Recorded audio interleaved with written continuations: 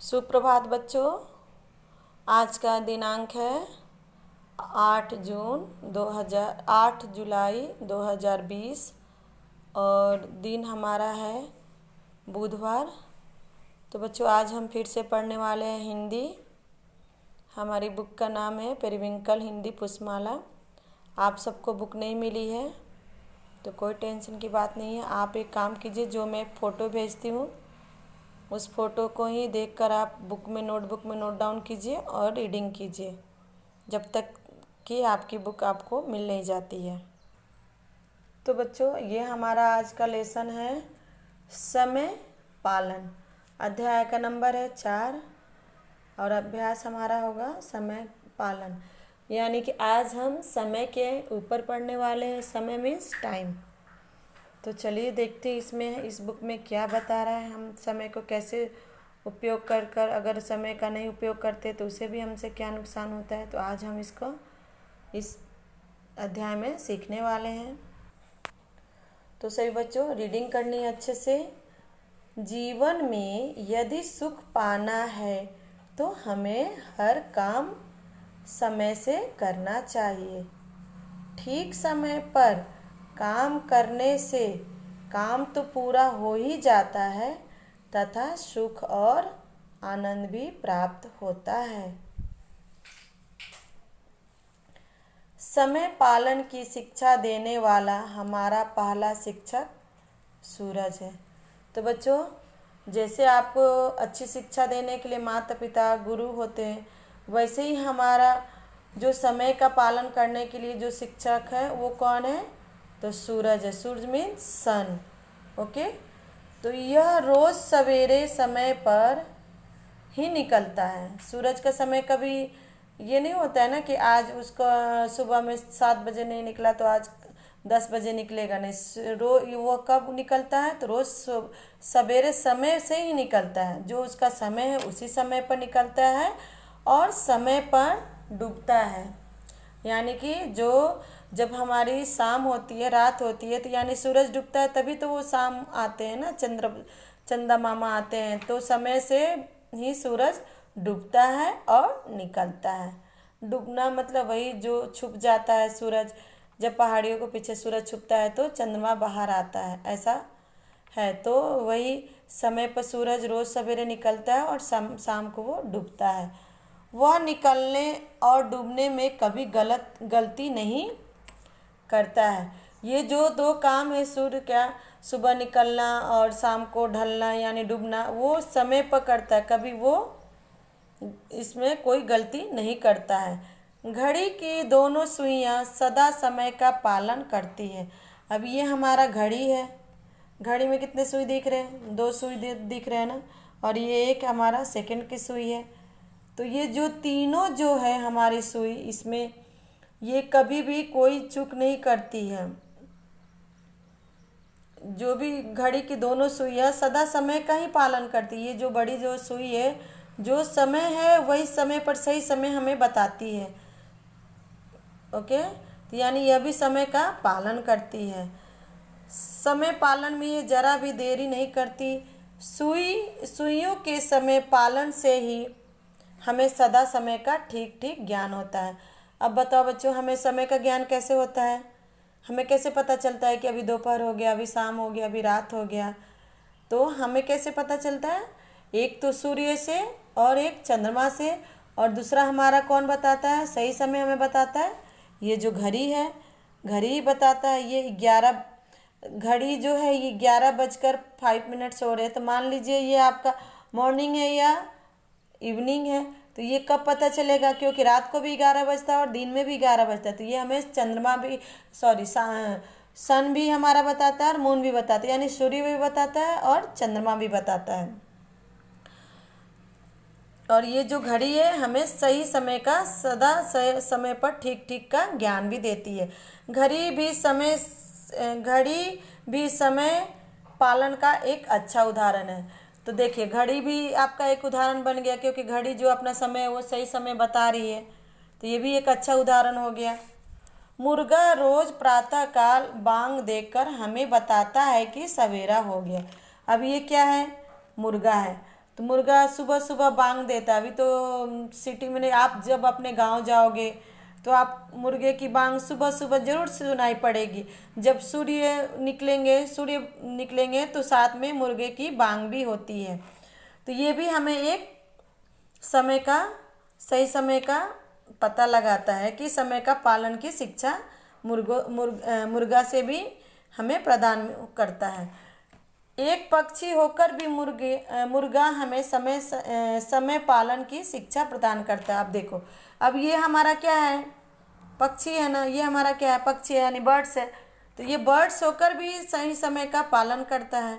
तो कहने का मतलब ये है कि जब मुर्गा सही समय का पालन करता है तो हमें भी समय का सही उपयोग करना चाहिए और जो समय है हमें उसका पालन भी करना चाहिए।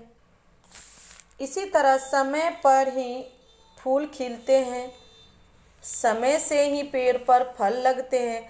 अब देखिए, समय जिस समय होता है वही काम उस समय होता है। जैसे मान लीजिए आम का जब सीजन होता है तभी आम आती है। ऐसा नहीं कि आपको पूरे 12 महीना आम का फल खाने को मिलता, नहीं मिलता है ना। तो उसका क्या है, समय से ही, जो आम का सीजन है तो आम का सीजन का जो समय है उसी समय पर फल लगते हैं और हम सबको फल मिलते हैं खाने को। तो वैसे ही फूल का भी जो फूल का जिस समय होता है उसी समय फूल भी खिलते हैं। जैसे अभी मान लीजिए सूर्यमुखी फूल, सबने सुना है कि सूर्यमुखी फूल सन को उगने के सन उगता है उधर से ही वो मुँह कर वो फूल खिलता है, यानी उसका भी एक समय है। ओके, तो ये हमें क्या बता रहा है कि हमें समय का सही उपयोग करना चाहिए। समय पर ही वर्षा होती है और समय पर ही मौसम आते रहते हैं। अब ये हो गई समय पर वर्षा, यानी रेनी सीजन जब आता है तभी बारिश होती है। ठंडी का मौसम का जो समय होता है उसी समय ठंडी पड़ती है। जब गर्मी का दिन आता है तभी गर्मी पड़ती है। तो ये हमें बता रहा है कि हमें समय का पालन हम तो करते ही हैं, हमारे साथ जो नेचर है, जो प्राकृतिक है, वो भी सही समय का पालन करता है। जब तक काम समय पर होता रहता है तब तक आदमी को सुख और आनंद मिलता है।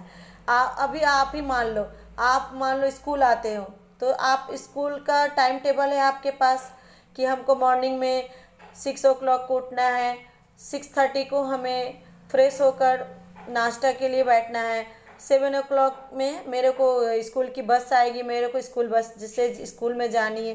तो ये आपका क्या है, एक टाइम टेबल हो गया, यानी समय का तरीका हो गया कि आपने एक समय का टाइम टेबल बनाया, सारणी बनाया कि इस समय में ये काम करना चाहिए। तो जो आप जिस समय में जो काम आपने तय किया है, अगर उस समय में वो काम होगा तो आपको भी आनंद मिलेगा।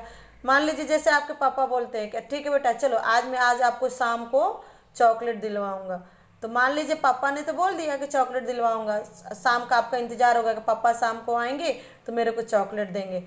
तो जब समय पर पापा आ गए, आपको चॉकलेट दिलवा दिया, आपको घुमाने को ले गए, तो यानी ये क्या हुआ, सही समय का काम किए ना आपके पापा ने, जो का समय बोला उस समय पर आए, तो आपको क्या मिली, खुशी मिली, आनंद मिली। तो ठीक उसी प्रकार इस समय में, इस कहानी में, कहानी तो नहीं है बट ये समय का जो महत्व बता रहा है, इसमें यही बता रहा है कि हमें जो भी काम करना है समय से करना है।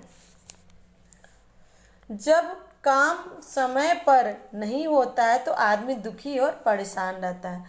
ओके, अब मान लीजिए जैसे कि आपको समय पर आपको होमवर्क भेजना है टीचर के पास, ठीक है। अभी जैसे मैं आपका टेस्ट लेती हूँ तो टेस्ट का टाइम देती हूँ ना, आपको समय देती हूँ कि इस समय में आपको हमारे पास आ जाना चाहिए। बाय चांस कभी आपका नेटवर्क प्रॉब्लम हुआ, चाहे किसी कारण आप समय पर होमवर्क नहीं भेजते हो तो आपको परेशानी होती है ना, दुखी भी होती है कि जा मेरा होमवर्क नहीं गया, टीचर क्या बोलेगी, सभी बच्चों का पहुंच गया। तो ये हो गई हमारी समय पर न काम कर।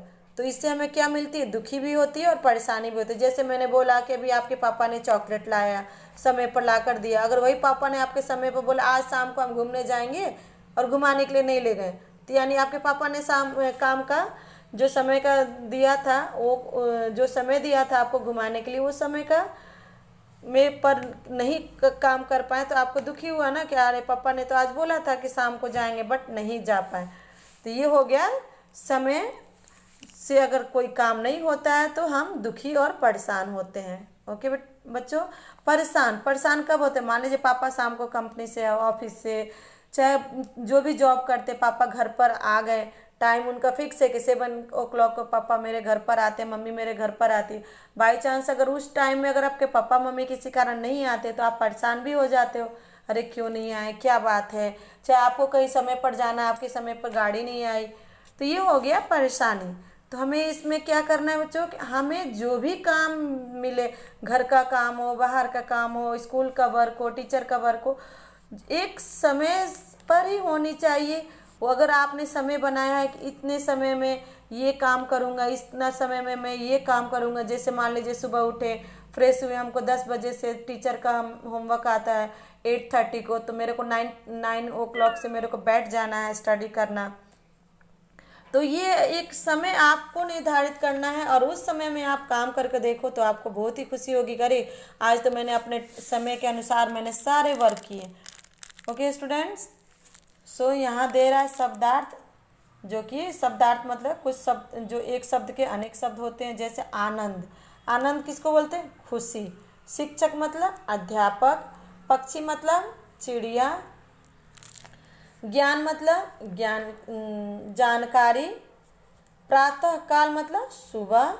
प्रदान करना मतलब देना, प्रदान करना मतलब देना, जैसे किसी को आप कुछ दे रहे हो तो उसको हम प्रदान करना बोलते हैं।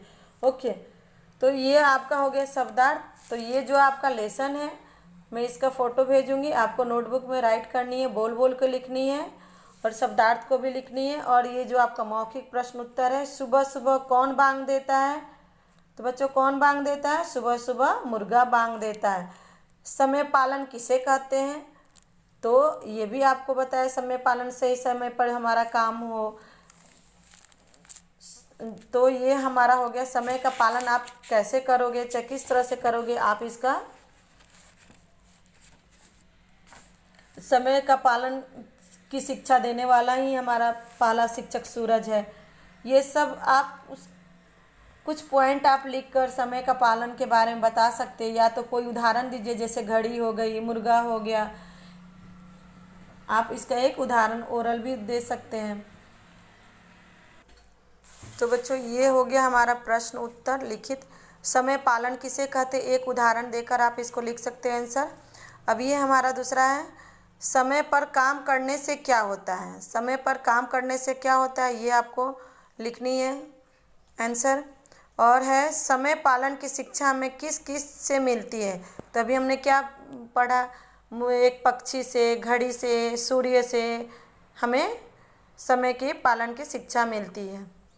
तीसरा प्रश्न है आपका, समय पालन न करने वाले व्यक्ति के साथ क्या होता है।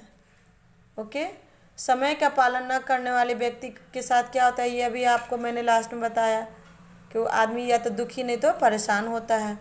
मुर्गा बांग देकर क्या संदेश देता है, मुर्गा बांग देकर देता है, क्या संदेश देता है, मुर्गा बांग देकर यह संदेश देता है कि अब हमें सोना नहीं चाहिए। ओके, यानी कि सुबह हो गई है, अब सभी उठ जाओ, हमें सोना नहीं चाहिए।